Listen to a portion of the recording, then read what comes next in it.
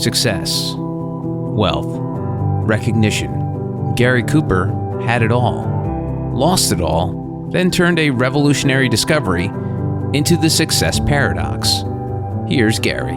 My guest this week is Dr. Theresa Larson, founder of Movement RX. Dr. T is a former Marine Corps officer who overcame severe trauma and now advocates for well-being and strength in business leaders and in veterans. She is dedicated to helping over 100,000 leaders and veterans improve resilience, health, and fulfillment by 2030. Theresa, welcome to my podcast. I am excited to be here, Gary. You have one of the most interesting resumes of anybody I've ever seen. You're a former Marine, which I want to get into. You're an engineer officer. You're a combat veteran, professional softball player. I want to talk about your physical therapy. And now your podcast dealing with change. And it seems that you're an expert in that area. So, Yeah? the only thing I know about the Marines is like officer and a gentleman. Yeah. That's a woman. Most of the quotes from the movies I can quote, but I can't quote them because they're inappropriate, which Yeah. kind of leads me to, like, you're a woman in the Marines. What was that like? Well, it's been a minute since that was my first career out of college. And So you graduated college first. yes. So I was commissioned a second lieutenant in the Marines out of Villanova. So I played college softball, did ROTC, and then got a commission after. And that's what allowed me to be an officer. I had to go through 6 months of the basic school, which is every Marine officer goes through it. It's basically infantry officer training.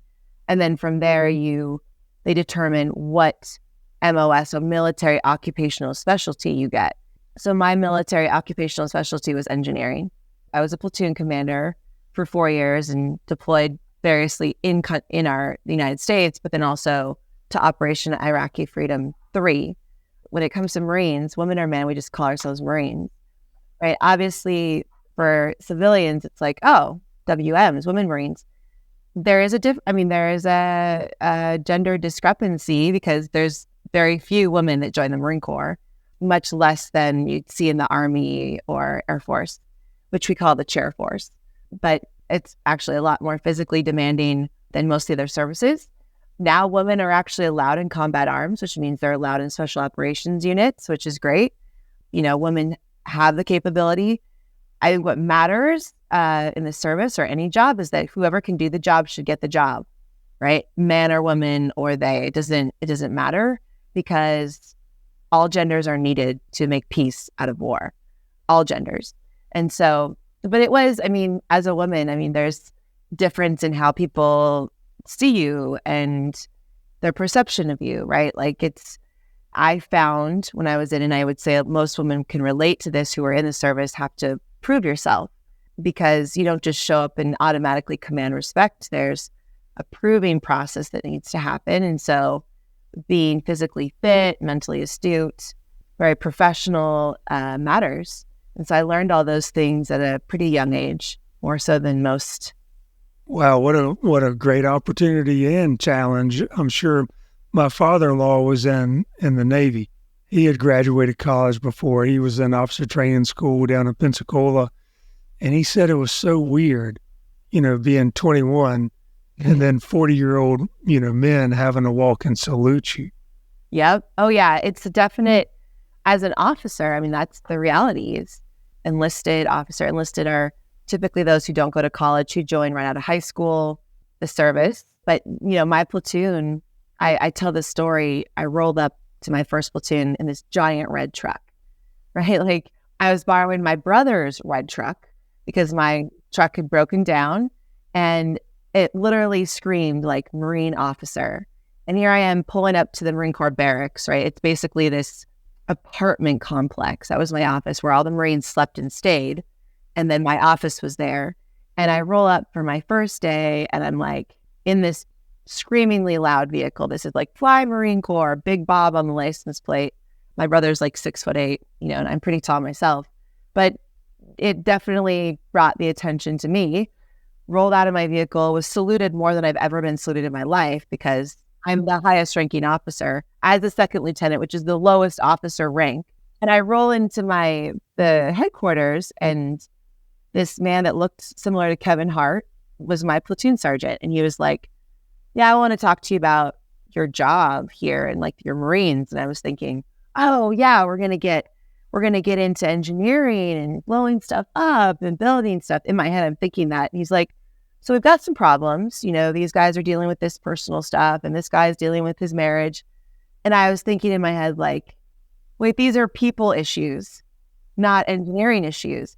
But that was my job, and handling the people so they could do their job. And that is the reality of organization. You are dealing with people, not just a product. And I cannot stand it when companies don't take care of their people. Right on. You think you're in business to run a business, whether it's landscaping or whatever it is, but we're really in the human being business. Yeah.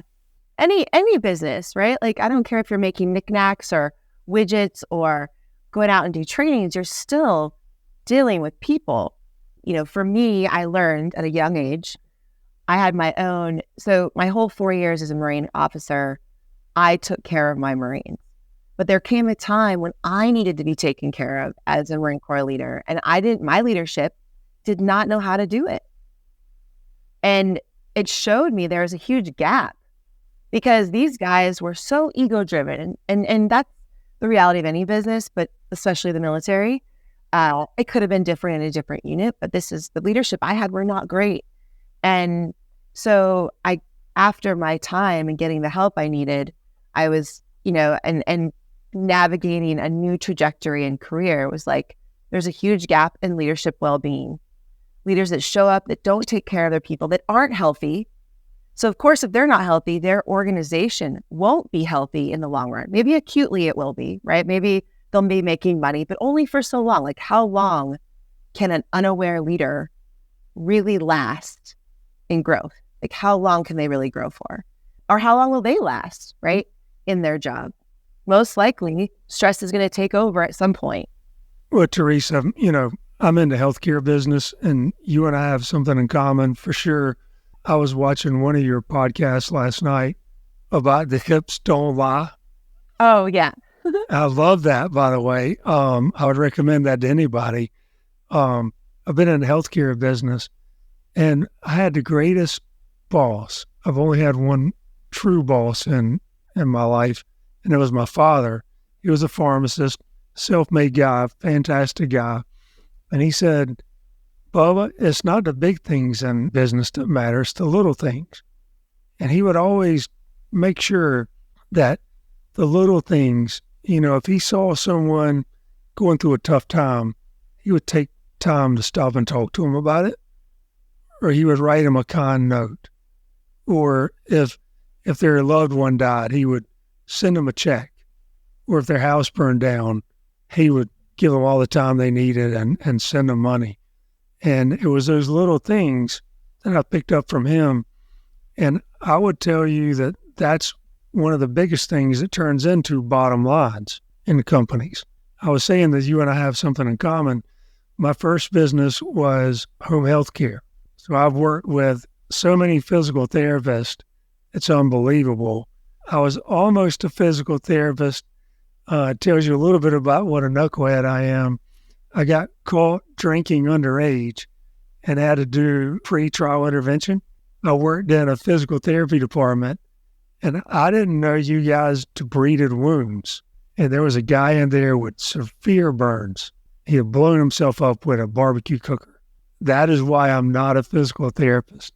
Oh my gosh. Well, yes, debriding wounds can be part of our job, but I choose not to do that as part of my job. There are certain specialties you can go into.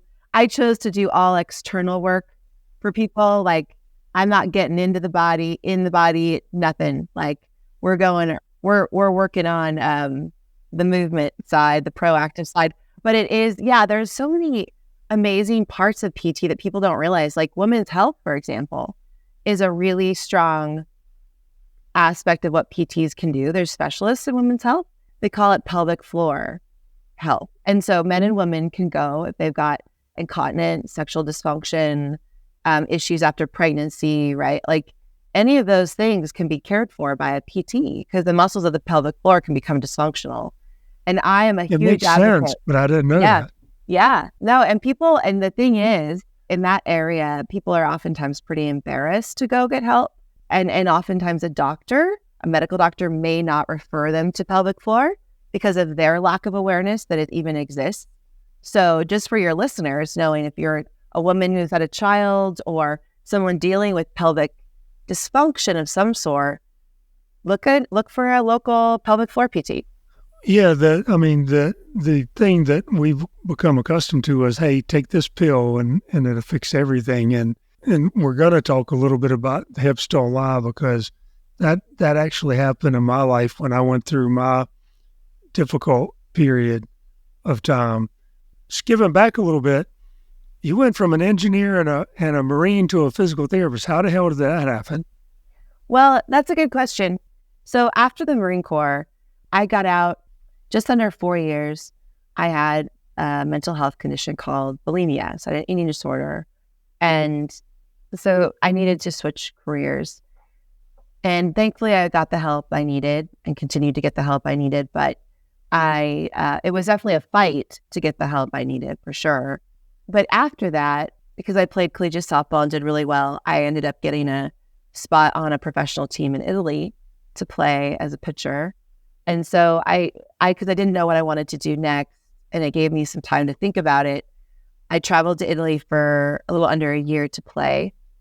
And I played with like the worst team in the Italian league. We were really bad, but hey, I was playing softball in Italy. If you like ever watch A League of Their Own, like it was kind of like that. It very much felt like that. After that, well, I actually got injured. I injured my foot in Italy, and I worked with a sports medicine doctor. And I'd always been intrigued by medicine, but the idea of being a medical doctor and the way the insurance works, I was like, no, I don't know if I want to do that. But how do I get into physical medicine? And so I looked at different careers like DO, Dr. Osteopath, or chiropractic, and just it didn't fit me. And so PT was it. Yet, even though I knew physical medicine and PT would be my trajectory, the reality of PT wasn't for me at all. Like working in a hospital, working in a clinic, I was like, oh, hell no. This isn't going to work for me.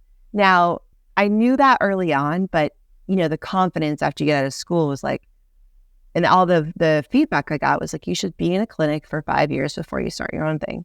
I lasted 6 months and then started my own thing. So you're a rebel. I'm a rebel. I am very much the black sheep of the physical therapy world. And I'm proud of that. Well, the red truck was my first tent. Yeah. Being the black sheep was okay by me, right? There's other black sheep in my industry too. And I support my industry. I just am working to change it too, to be more, we have so much knowledge, yet we get stuck in a clinic working with insurance rules. I don't follow rules. Ethically, yes, I follow rules, right? Like morally, ethically, yes.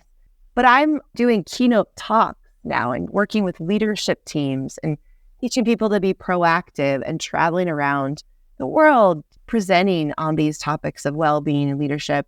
I mean, it's taken, 8-9 years of pivoting, just figuring out like what is the right audience, what is the right path for me to really like help a company culture, help our world. And so I'm on that path now. But the reality is the healthcare industry is a little broken. There's not a lot of proactive guidance that you get. And literally, I teach people how to be healthy in this extremely chaotic world we live in. That's it. Well, one of the things that I'm going to touch on, two things. One is going back to the Hips Don't Lie podcast, because I hope people go to that. I love your accent when you say it. The hips don't lie. The hips don't lie. They'll lie. So I hope they go listen to that because I really benefited from that. The other is your vulnerability to talk about and learn from and put in place things that you've experienced. And whether that's in your book, Warrior, or whether that's in your practice, how did you get the courage to, I think if I wanted you to share anything today, Theresa, how did you get the courage, the guts to get out here and you went to school and you did all these things to overcome what you overcame.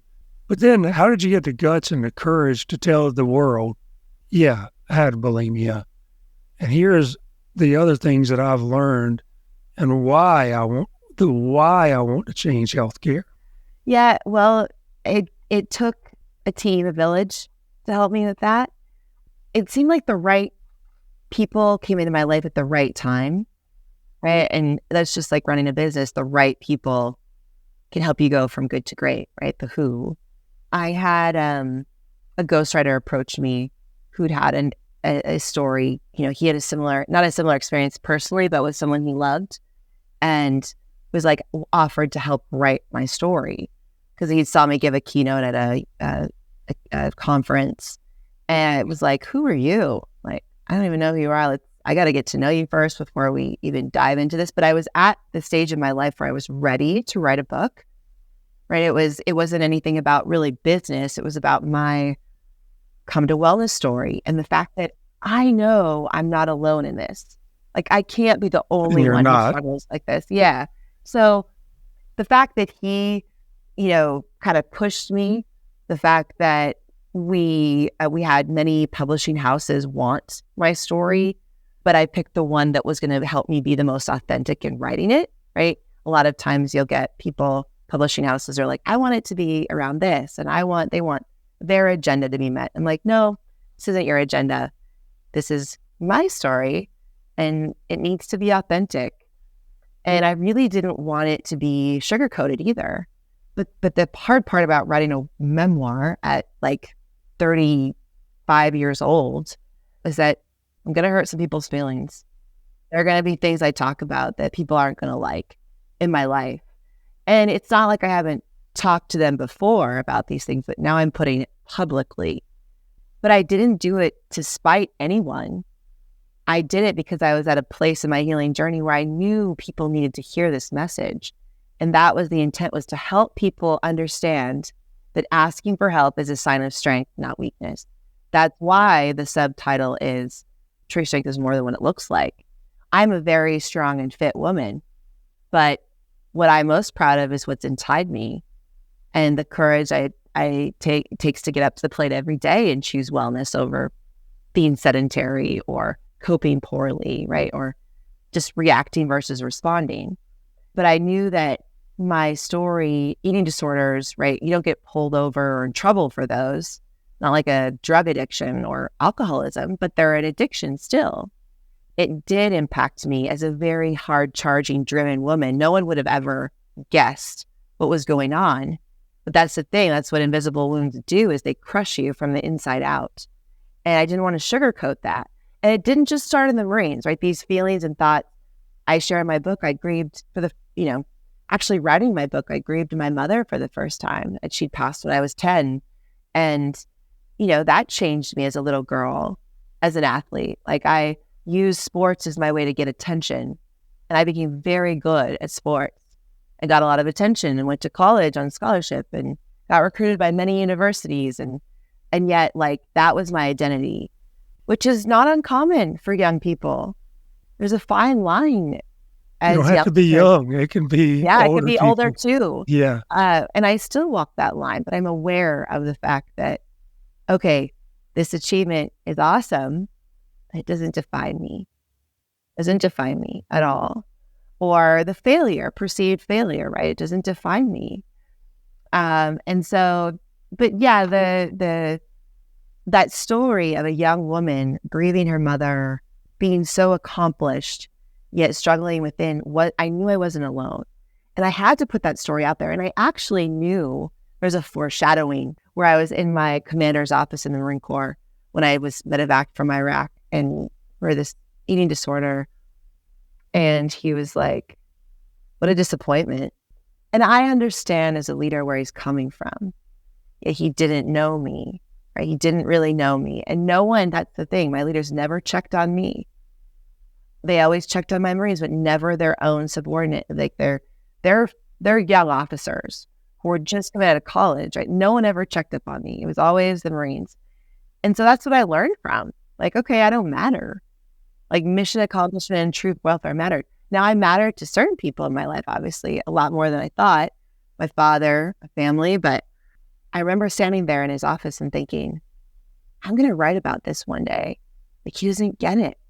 And yes, it may be a disappointment that I'm came back from Iraq with an eating disorder and wasn't blown up, right? You can't see my wounds. They're invisible. And the reality is most people see someone with an eating disorder as like, oh, you can't go out to the buffet or eat brownies. Like, is that your problem? Like, I've literally been asked those questions. I've had leaders, people that I remember my university president, this is still like mind blowing, but it exists.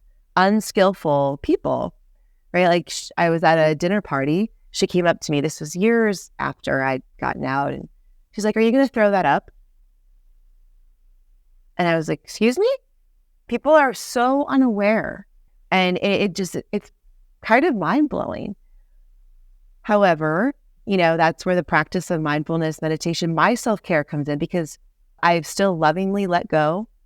I lovingly let go, move forward, pick the battles I want to fight, respond versus react. That's the training I do, because there's a ton of unskillful people out there. Now, I know my commander, right? He's got a lot on his plate, and to have an officer come home, but there's plenty of officers that could do my job. And that's the thing. But even after asking for help and coming home, there was still a lack of support for me. And so I had to really fight for that support. And that's why I'm so driven. I mean, that's not the only reason. I lost both my parents, right? And in the work I do, it's like, right now, Gary, this is the life we have. Right now. Our past is our past. Our future isn't here yet. But what we have is right now. And how are we showing up right now in our life? We always look for the someday. Someday I'll do this. Someday I'll travel. Someday I'll be better. Someday I'll get fit. We have right now. That's it. Eckhart Tolle, I love his book about being in the present. There's so many roads to get to the same destination. It could be achievement. It could be addiction. It could be cheating on your spouse. It could be going bankrupt. It could be a loss of a loved one. It could be a car wreck. Whatever that path is that leads you to whatever that aha moment is. And then you get to where you got to. You got there at an early age. I got there at 45. And then you're like, now what to do? And you just literally rattled off the top of your head everything I've been doing for the last 7 years. It's those who seek that find. And those who give up end up living this miserable life of victimism, of self-pity, of this hell on earth nightmare. I hope that someone listening today can hear your story and say, I can do what she did. And it may not be bulimia. It may be anorexia. It may be, I'm just freaking sick of living the way I'm living. It may be spouse abuse. It may be an achievement junkie like I was. Whatever it is, like I chased everything that glittered. But whatever that path is, and you're just sick and tired of being sick and tired, that old saying, if they hear your story, they can say, damn, how'd she do it? Because I want to do it. Yep. And it is possible. I call it choosing your hard, which is, I think, is an important concept. So behind me, you can't really see it, but I've got the Rocky Balboa. It's not how hard you hit, but how hard you can get hit. Keep moving forward. Like life ain't no sunshine and rainbows. It's not, right? Like you're either going through a hard hit now, you've just gone through one, or you're going to go through one. That's reality. And actually, that was something that really helped me. Quotes are great, but unless you like bring them on into your life and like apply them to your life, they don't mean anything. But it's true, like hard hit after hard hit will come. But when you take ownership of your well-being and how you show up and respond versus react, and take those hard hits and keep moving forward, it says a lot about you. I used to avoid the hard hits, right? And that's not a way of living either. And actually, there's a lot of people probably listening and in audiences I've been in where they are unaware that they are just living average. They are just going with the flow. Like they aren't even aware that there's other possibilities, that they have more control over their well-being than they think. They have more control over their path than they think. And that is something that's been powerful for me is I actually found myself running my own business, right? It was before I had children. So I have a 6 and a 3-year-old, the little boys that keep me very busy too. But before right when I started my business as a PT, I was like traveling with CrossFit, speaking all over the world, running clinics in San Diego, my own. And I did not like the business I started because I thought this is what I'm supposed to do. Like screw regular PT, excuse me. But, I'm not doing it. I'm running my own clinics. And I found myself burnt out pretty quickly because, I had the demand, but I also was like, do I really want to keep doing this? So I was in my therapist's office being like, all this stuff was going on. All the while I'd just gotten pregnant, found out my unborn child had some missing brain structure that was really important for him to contribute to society. So here I am feeling super vulnerable internally with this new wonderful pregnancy, but then also running a business I hated and did not even want to go to work, which you can imagine my own employees picked up on that. How could they not? But my therapist told me something that my late father said that I of course didn't listen. It kind of like was like this light bulb moment. I'm like, oh, duh. Obviously the duh happened in tears and like me being a complete hot mess. But he was like, Theresa, you're the principal in your life. If you don't work, your life won't work. Now, this therapist wasn't any normal therapist. He was a biofeedback, brain researcher, mindfulness meditation coach. Like he taught me how to meditate. And the first thing you'd ask me is, how are you sleeping? Are you meditating? And I'd be like, well, of course I'm not sleeping or meditating. Got all this stuff going on in my life. Like, how can I? And he's like, well, that's the problem is you just let it go when stress happens versus continuing to be consistent with your practices. And that's when it hit me. It was like, well, yeah, that's the problem leaders face is they're not consistent. When life gets stressful, they stop. It's a nice to have, not a need to have. And then when stress happens or hard hit happens, they're down for the count. And maybe it costs them their career, their life. I don't know. Depends on the leader and how old they are and where they're at. But like, that's the reality. Whereas like, I have to be consistent. Well, I printed off the 4 steps of the the pyramid of physical and emotional freedom. The hips still alive. And the reason I did is here's a quick snapshot of my demise. I ended up I was driving 60,000 miles a year. I was running 60 miles a week. I was running 5 companies at a time. We had 4 kids, and life was wild. I ended up having to have lumbar 4 and 5 fusion, and it went horrible. And then I went back, and I didn't take any of the pain medicine, but I escalated my drinking by ×2, and I was already drinking a lot. So then I went back in and said, look, this surgery's going terrible. And he said, no wonder, because you have to have both of your hips replaced. And I'm 45 years old. I was already depressed. I can tell you when I had the back surgery, like a dark light went off in my brain. It was like I quit caring about living. When I was told about the hips, I literally just had I call it a giant self-pity party. It was like a 2-year self-pity party. And alcohol and just a bunch of ridiculousness. I give you that backdrop because if I would have gone straight into, and what I'm showing here, what I'm reading here is there's 4 steps, and on the bottom is not, everybody would say, well, Gary, why don't you start walking? And I was like, I can't even stand up without excruciating pain. I couldn't even breathe without hurting. And then they would be like, well, why don't you try yoga? And I was like, why don't you just shut up? Why don't you mind your own damn business? Oh, well, you should really try stretching. I was getting all these helpful hints from, like you said, well-meaning people. And then I had the other thing of I wasn't drinking. Well, you can just have just one. Well, no, I can't actually. So I was going through all these life changes and repairing a lot of damage. It really took me 3 years, my body, to heal from the surgeries and the damage that I had done. And you call that system down regulation and mindfulness? Because what I tried to do is I would go in the gym. It was like a ping pong, right? I would go in the gym, I would do exercises, and then I would be in the bed for 3 days. And then I would get depressed. And then I would go back in the gym or walk for 2 miles. I wouldn't walk a half a mile. I would walk 2.5 miles. And then I'd be back in the bed for 2 days and whine and complain. And you're like, no, don't do that. Learn mindfulness first. Learn your own body. Learn stretching. Learn what your body can and can't do.